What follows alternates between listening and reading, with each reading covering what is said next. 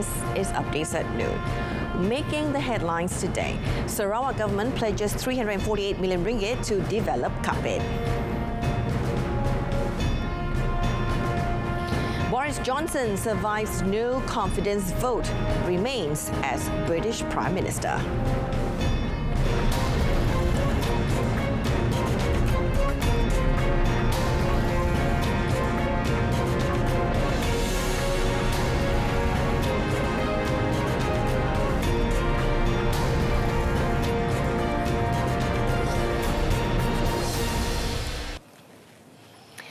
Sarawak state-level celebration of the Yang di-Pertuan Agong Al-Sultan Abdullah Riyatuddin Al-Mustafa Bilal Shah's official birthday yesterday saw the people of the state pledging to remain in the Federation of Malaysia. Premier of Sarawak, Tan Sri Abang Johari Tun Openg, who made the pledge, said His Majesty had made several visits to the state this year and cares deeply for the people of Sarawak, irrespective of their race, religion or political beliefs. At the state-level celebration in Kapit, Tan Sri Abang Johari said as part of the region that for Malaysia, Sarawak will continue to remain in Malaysia and help develop it as enshrined in the Constitution and Malaysia Agreement 1963. He said Sarawak has implemented solid plans and policies to ensure the people will continue to enjoy peace, prosperity and progress. According to the Premier, the Sarawak government has planned several strategies, including the post-COVID-19 Development Strategy 2030, which will be implemented to ensure that the state continues to develop and that economic revenue could continue to be distributed comprehensively to the people. He added that the Sarawak government is targeting economic growth of 6 to 8% a year to make Sarawak a high-income state by 2030. Meanwhile, Tan Sri Abang Johari said the state government approved an allocation of 348 million ringgit to implement road and electricity supply upgrading works in the Kapit division as a follow-up to the drastic development taking place in the area after the completion of the Sibu-Kapit Road project. The Premier said that 190 million ringgit was to finance road widening and providing smart traffic lights in Kapit town, which is experiencing traffic congestion. He said traffic congestion occurred due to the rising number of vehicles since the road connecting the towns of Kapit and Sibu was completed last year. He added that the Sarawak Public Health, Housing and Local Government Ministry and the Sarawak Transportation Ministry had been directed to go to Kapit to perform further surveys. Tan Sri Abang Johari said 105 million ringgit was also allocated to build a road connecting Sungai Katibas with Ulu Sungai Bangkit in the Song district, while another 53 million ringgit would be spent to provide Kapit with power supply from the state's power grid from Sungai Tuno. He said the announcement on the allocation was in appreciation of the readiness of Kapit residents to host the state-level celebrations for the Yang di-Pertuan Agong official birthday this year. Now, the Malaysian Maritime Enforcement Agency, or MMEA, is hoping to receive at least one offshore patrol vessel, or OPV, this year to beef up patrols in the country's waters. MMEA Deputy Director General of Logistics, Rear Admiral Datuk Saiful Lizan Ibrahim, said currently his agency has 70 vessels and 190 boats nationwide, but most of them are obsolete and not functioning well. Explaining further, Admiral Datuk Saiful Lizan said the MMEA were supposed to be receiving 3 OPVs, but it had to be postponed due to certain problems. Admiral Datuk Saiful Lizan said besides the OPV, the agency was also expected to receive 6 fast interceptor craft, or FICs, by the end of this year to increase security control and surveillance in the country's waters, as well as curb intrusion by foreign fishermen. Meanwhile, he said throughout 16 years of its establishment, the MMEA had handled 2,500 cases involving various incidents. Of the total, he said 805 cases involved vessel and boat incidents, human beings 944 cases, asset assistance 525 cases, medical advisory services 19 cases, as well as providing support assistance and logistics services to other agencies 207 cases. A total of 1,202,212, or 33.9% of children aged 5 to 11 in the country have completed their vaccination under the National COVID-19 Immunisation Programme for Children, or PICKIDS, as of yesterday. According to the COVID Now portal, a total of 1,733,437, or 48.9% of the group, have received at least one dose of the vaccine. Now, for teenagers aged 12 to 17 years, a total of 2,914,353, or 93.7%, have completed their vaccination, while 3,009,343, or 96.8% of them, have received at least one dose of the vaccine. Meanwhile, a total of 16,106,736 individuals, or 68.5% of adults in the country, have taken their booster dose, while 22,981,301, or 97.7%, have completed two doses, and 23,258,115, or 98.9%, had received at least one dose of the COVID-19 vaccine. Yesterday, a total of 1,904 doses of COVID-19 vaccine were dispensed, with 176 as the first dose, 1,287 the second dose, and 441 as booster dose, bringing the cumulative number of vaccine administered under the National COVID-19 Immunisation Programme, or PICK, to 70,991,146. According to the Health Ministry's GitHub portal, 2 COVID-19 deaths were recorded yesterday, namely one case each in Kelantan and Johor. Now, the National Association of Private Employment Agency Malaysia, or PEPSMA, has called on the government to expedite the entry of Bangladeshi workers into the country without further delays. Its president, Datuk Megat Fairuz Junaidi Megat Junid, said many industries, especially plantation agencies as well as small and medium enterprises, or SMEs, were facing a shortage of workers due to the COVID-19 pandemic. The shortage of manpower in Malaysia is considered to have exceeded 2 million foreign workers in main sectors that are not of interest to the local workforce, such as manufacturing, construction, and 3D, or dangerous, difficult, dirty sectors. Datuk Megat said PEPSMA is seeking the cooperation of the Cabinet Committee on Foreign Workers, who are expected to meet soon, to approve the entry of foreign workers from Bangladesh through the policies laid down by the Malaysian government.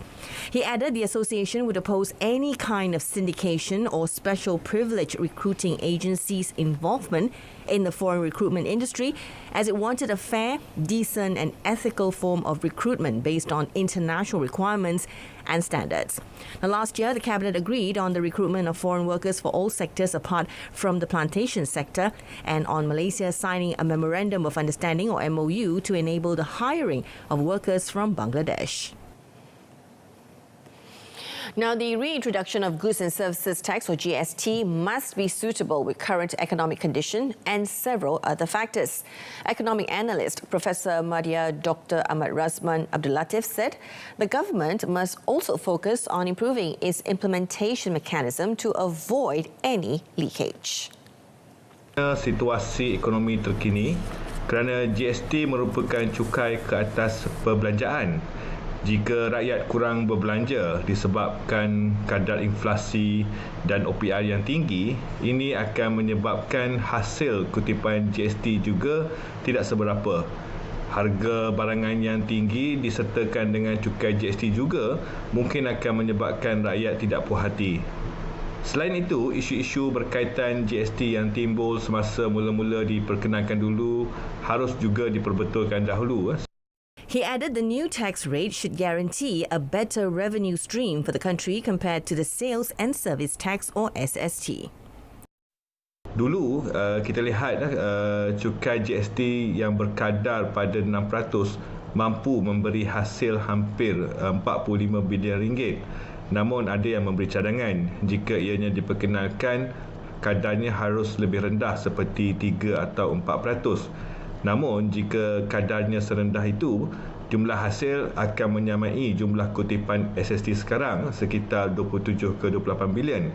Oleh itu, jika hasil GST sama sahaja dengan SST, mungkin tidak berbaloi untuk memperkenalkan kembali GST. Previously, Prime Minister Datuk Seri Ismail Sabri Yaakob announced that the government is still conducting a study to determine whether or not to reintroduce GST.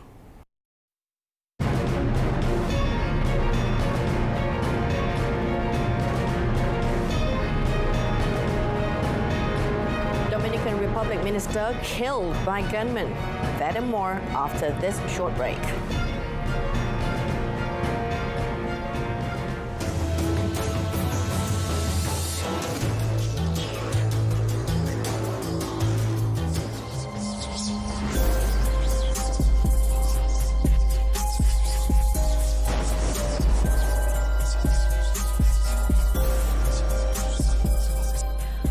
Individuals are at risk of experiencing mental health problems, including depression, you and I included, especially if we are living in a stressful environment away from family members.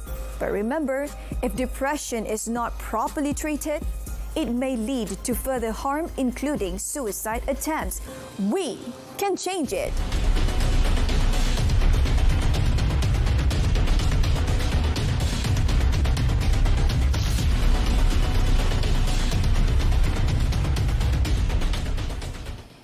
Welcome back. British Prime Minister Boris Johnson on Monday survived a vote of no confidence from his own Conservative MPs after a string of scandals that have left the party standing in tatters. Now, just over 2 years after he won a landslide general election victory, the Brexit figurehead again proved his ability to escape political hot water to maintain his grip on power. However, the Partygate controversy over lockdown-breaking events at Downing Street, which saw him become the first serving UK Prime Minister to have broken the law, has still severely weakened his position. While 211 Tory MPs backed him, 148 did not. Now, Johnson needed the backing of 180 MPs to survive the vote, a majority of one of the 359 sitting Conservatives in Parliament. A defeat would have meant an end to his time as party leader and Prime Minister until a replacement was found in an internal leadership contest. In previous Tory ballots, predecessors Margaret Thatcher and Theresa May both ultimately resigned despite narrowly winning their own votes, deciding that their premierships were terminally damaged. Johnson has steadfastly refused to resign over Partygate, defending his record on delivering Brexit, fighting the COVID pandemic, and Britain's hawkish support for Ukraine against Russia. He vowed late to plough on with governing after winning what he called a convincing victory in a Conservative confidence vote despite a sizable rebellion. The Dominican Republic's Environment Minister, Orlando Jorge Mira, was shot dead on Monday by a gunman who burst into a weekly meeting at the ministry and opened fire. The spokesman for the presidency, Homero Figueroa, said Miguel Cruz, who has been identified as the shooter, was a personal friend of the dead minister. Figueroa said Cruz was in police custody and that the reason for the murder was under investigation. Now, Cruz had gained access to a secure area through his friendship with Jorge Mira. Jorge Mira, who was the son of former President Salvador Jorge Blanco, was holding a regular meeting with his deputy ministers when he was shot. Local press had claimed Cruz was barricaded inside with the hostages. According to a statement from Jorge Mira's family, Cruz was a childhood friend whom he received in his office. According to sources close to the investigation, Cruz and Jorge Mira had found themselves at loggerheads over environmental policy. Jorge Mira had promised upon taking office in 2020 to work for the responsible use of natural resources to protect ecosystems and slash pollution. In a March interview with El Caribe and CDN, the minister said he had reported to the judiciary 2,300 cases of environmental permit violations, illegal cutting of trees, and damage to mangroves. Among those affected were active and retired military, police, and business people. President Luis Abinader declared himself deeply saddened by the minister's death, offering his condolences to the victim's wife and children, while the Environment Ministry said it was dismayed by the attack. Mexico President Andrés Manuel López Obrador announced Monday he would skip the regional summit of the Americas in the United States due to Washington's failure to invite countries it views as undemocratic. Now, the White House confirmed that President Joe Biden would not be inviting Cuba, Venezuela and Nicaragua to this week's summit in Los Angeles. López Obrador said Foreign Minister Marcelo Ebrard would be representing Mexico in his place. The leftist populist had threatened last month to stay away from the summit unless all countries were invited. Cuba's President Miguel Díaz-Canel announced he would not attend even if invited, while Guatemala's conservative leader Alejandro Giammattei pulled out after Washington sanctioned his top prosecutor. Cuba, Nicaragua and Venezuela were not invited to participate in the summit as U.S. continues to maintain reservations regarding the lack of democratic space and the human rights situations. López Obrador, however, said this would not affect his very good relations with Biden, whom he said was under pressure from the Republicans to keep out the three countries. The Mexican president said that he would still visit the White House in July, where he would look to discuss Pan-American integration. Now, the summit is due to focus on migration, climate change, the COVID-19 pandemic, and the fight for freedom and democracy. The United States has stepped up criticism of Cuban authorities following the arrest of hundreds of people for taking part in anti-government protests last July. The Biden administration refuses to recognize Venezuelan President Nicolas Maduro or Nicaraguan President Daniel Ortega due to alleged election irregularities.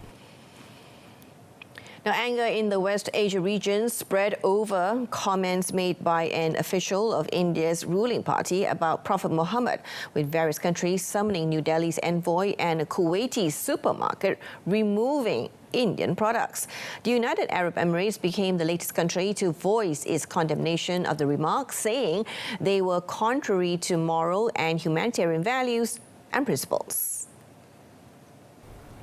The UAE's Foreign Ministry underlined the need for respecting religious symbols and countering hate speech. Saudi Arabia, Qatar and other countries in the region, as well as the influential Al-Azhar University in Cairo, have condemned the comments by a spokeswoman for Indian Prime Minister Narendra Modi's party, who has since been suspended. In Kuwait, supermarket workers piled Indian tea and other products into trolleys in a protest against comments denounced as Islamophobic. At the Al Ardia Cooperative Society, just outside Kuwait City, sacks of rice and shelves of spices and chilies were covered with plastic sheets. Now, comments by Bharatiya Janata Party spokeswoman Nupur Sharma describing the Prophet Muhammad's relationship with his wife have sparked a furore among Muslims. The Sharma's remarks during a televised debate last week were blamed for clashes in an Indian state and prompted demands for her arrest. Anger spread overseas to Muslim countries about the remarks. Modi's party, which has frequently been accused of acting against the country's Muslim minority on Sunday, suspended Sharma for expressing views contrary to the party's position and said it respects all religions. Now, there is no financial emergency in Pakistan, but the government will come up with an austerity plan. The country's finance minister, Miftah Ismail, quashed social media speculation that the government could freeze bank accounts of overseas Pakistanis under the Roshan Digital Accounts Initiative amid a tight foreign exchange situation. Pakistan is facing difficulties in securing external financing and last month held talks with the International Monetary Fund, or IMF, to borrow money. Miftah said Prime Minister Shehbaz Sharif will announce austerity measures to save government expenditures. Now, these austerity measures would include reducing workdays to save energy, reduction in fuel quota of bureaucrats, and a ban on purchases of new vehicles and creation of new posts by government departments, according to a report on the news website. Miftah said in a social media post there won't be any declaration of financial emergency, nor is there any financial emergency. The IMF had asked Pakistan to remove energy subsidies before it could provide loans under a package agreed in 2019. The Pakistan government has hiked petrol and diesel prices by 60 rupees in recent days, fueling resentment among average Pakistanis and raising fears of rising inflation. Turkish President Recep Tayyip Erdogan insisted that his government was opposed to higher interest rates even as inflation in the country soars to its highest level in nearly 25 years. Erdogan, in a televised address after a weekly cabinet meeting, said the government, on the contrary, will work to reduce the interest rates. The Turkish Central Bank, which is nominally independent, holds its next policy-setting meeting on the 23rd of June. But Erdogan's comments came after official data showed that inflation in Turkey hit 73.5% in May, the highest level since 1998. Contrary to economic orthodoxy, Erdogan is convinced that high interest rates fuel inflation rather than rein it in. And Turkish economy has gone into a tailspin since last year, when Erdogan, who is up for re-election next year, put pressure on the central bank to start slashing interest rates.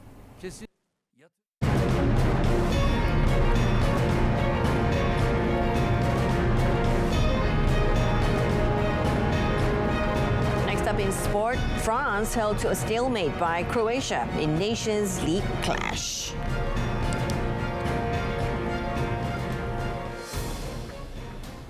We kick off with local football. Kelantan United FC, or KUFC, has confirmed that one of its players is linked to an ongoing police case and has been arrested from participating in team training sessions and Premier League matches until further notice. Now, KUFC Chief Operating Officer Wan Muhammad Zul Iqman issued a statement confirming the matter and stressed that the club had full confidence in the authorities and was waiting for a full report on the case. He also said KUFC will abide by the country's laws and does not condone nor compromise with any immoral acts by anyone associated to the club. The club also stated that it stands by the principle of innocent until proven guilty, and action would be meted out in accordance to legal provisions and contractual terms if the case was proven. The club was addressing viral claims regarding a local football league player who was arrested recently near Jalan Pantai Cahaya Bulan here, following a report lodged against him over the alleged rape of an 18-year-old girl. Kelantan Acting Police Chief Dato' Muhammad Zaki Harun said that the player was released on police bail after his remand ended on the 3rd of June and that they were completing the investigation papers before submitting them to the Deputy Public Prosecutor. Andre Kramaric scored a late penalty as Croatia salvaged a 1-1 draw at home to world champions France this morning that left both teams still chasing a first win in the Nations League. Juventus midfielder Adrien Rabiot fired France ahead on 52 minutes in split as coach Didier Deschamps selected an inexperienced side without star forward Kylian Mbappe and Karim Benzema. Croatia equalized 7 minutes from time when Andre Kramaric won and converted a spot kick. On a night Luka Modric earned his 150th cap for Croatia, Deschamps handed a number of fringe players the chance to make an impression before the World Cup starts in Qatar in November. Rabiot scored a goal for France when he was played in by a superb ball from Wissam Ben Yedder, sweeping clinically inside the near post. Mike Maignan saved at the feet of Lukas Susic, but Jonathan Klaus caught Kramaric from behind, the Hoffenheim striker calmly rolling in from the spot after a lengthy wait to review the incident. French forward Antoine Griezmann was then unable to take advantage of a missed kick by Josip Juranovic in the closing moments as he dragged wide. Now, a trial in Switzerland involving former FIFA officials Sepp Blatter and Michel Platini on corruption charges over a $2 million payment that the football's world body made to Platini is due to begin tomorrow. Now, both Blatter and Platini have repeatedly denied wrongdoing in the past over the incident, for which Swiss prosecutors indicted them in November 2021. Prosecutors allege Blatter improperly arranged the payment to Platini, who captained France to victory in the 1984 European Championship for consulting work. Blatter and Platini said the payment was for backdated salary. Both are suspected of fraud and other charges amid what became part of the biggest corruption scandal to shake FIFA. Blatter, who led FIFA for 17 years, resigned in 2015, followed by Platini as president of UEFA in 2016, shortly after stepping down from running for the FIFA presidency. Now, both were handed 6-year bans for ethics violations. The trial before the Swiss Federal Criminal Court is due to start tomorrow and last until the 22nd of June. The court said Blatter and Platini are accused of having unlawfully obtained, to the detriment of FIFA, the payment of 2 million Swiss francs and social security contributions worth around 229,000 francs for Platini. Final item on cycling. Alexis Villemors edged a frantic sprint for the line by 5 breakaway riders on Monday to take the overall lead in the Criterium du Dauphiné. Now, the 5 men broke away early in the 170-kilometre second stage to Breves Charensac. Now, they built a lead of nearly 4.5 minutes before nursing their shrinking advantage over the final kilometres. With the charging peloton closing in, Frenchman Olivier Legarque of Groupama seemed to catch out the other breakaway riders with an early surge for the line. But Villemors, a Frenchman with total energies, and Norwegian Anders Skarseth of Unor X gave chase and passed inches from the line. Jumbo's Wout van Aert led the pack home 5 seconds behind but could not save his overall lead. The first 3 on the day picked up enough bonus seconds to move to the top of the standings. Villemors is 3 seconds ahead of Skarseth, 4 ahead of Legarque and 5 clear of Belgian star Van Aert. At 34, Villemors took the 9th win of a career that includes a 2015 Tour de France stage victory on the Mur de Bretagne. The Tuesday's 169-kilometre-long third stage is a hilly ride from Saint-Paulin to Châteauray-Sancy.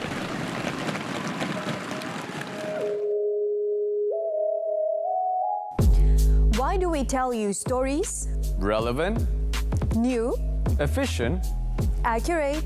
reliable. We bring you extraordinary stories from around the world, from politicians, bankers, and even your favorite celebrities. This and many more on RTM's English News.